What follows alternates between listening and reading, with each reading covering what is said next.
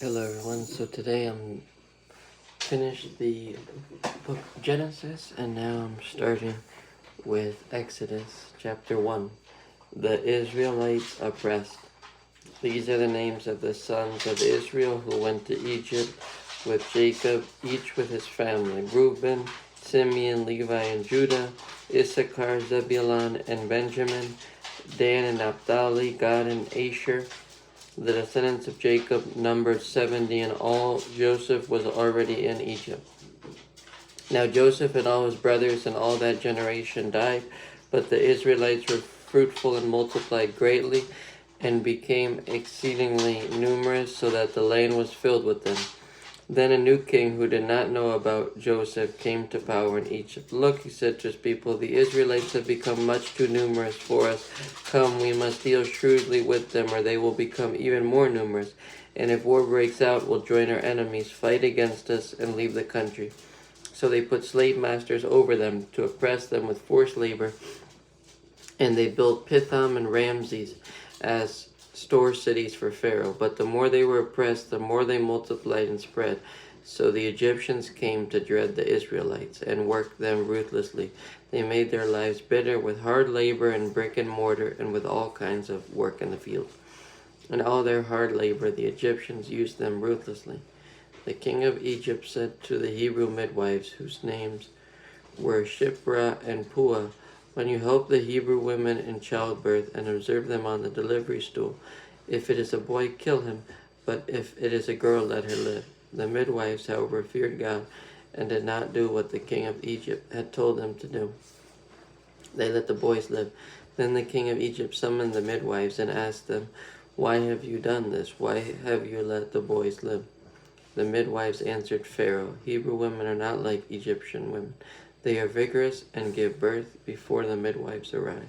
So God was kind to the midwives, and the people increased and became even more numerous. And because the midwives feared God, he gave them families of their own. Then Pharaoh gave this order to all his people: "Every boy that is born you must throw into the Nile, but let every girl live." The birth of Moses. 2. Now a man of the house of Levi married a Levite woman, and she became pregnant and gave birth to a son. When she saw that he was a fine child, she hid him for 3 months. But when she could hide him no longer, she got a papyrus basket for him and coated it with tar and pitch. Then she placed the child in it and put it among the reeds along the bank of the Nile. His sister stood at a distance to see what would happen to him. Then Pharaoh's daughter went down to the Nile to bathe, and her attendants were walking along the river bank. She saw the basket among the reeds and sent her slave girl to get it. She opened it and saw the baby. He was crying, and she felt sorry for him. "This is one of the Hebrew babies," she said. Then his sister asked Pharaoh's daughter, "Shall I go and get one of the Hebrew women to nurse the baby for you?" "Yes, go," she answered, and the girl went and got the baby's mother. Pharaoh's daughter said to her, "Take this baby and nurse him for me, and I will pay you." So the woman took the baby and nursed him. When the child grew older, she took him to Pharaoh's daughter, and he became her son. She named him Moses, saying, "I drew him out of the water." Moses flees to Midian. One day after Moses had grown up, he went out to where his own people were and watched them at their hard labor. He saw an Egyptian beating a Hebrew, one of his own people. Glancing this way and that and seeing no one, he killed the Egyptian and hid him in the sand. The next day he went out and saw two Hebrews fighting. He asked the one in the wrong, "Why are you hitting your fellow Hebrew?" The man said, "Who made you ruler and judge over us? Are you thinking of killing me as you killed the Egyptian?" Then Moses was afraid and thought, "What I did must have become known." When Pharaoh heard of this, he tried to kill Moses, but Moses fled from Pharaoh and went to live in Midian, where he sat down by a well. Now a priest of Midian had 7 daughters, and they came to draw water and fill the troughs to water their father's flock.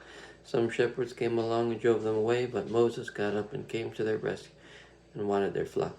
When the girls returned to rule their father, he asked them, "Why have you returned so early today?" They answered, "An Egyptian rescued us from the shepherds. He even drew water for us and watered the flock." "And where is he?" he asked his daughters. "Why did you leave him? Invite him to have something to eat." That is Exodus chapter 2, ending with verse 20.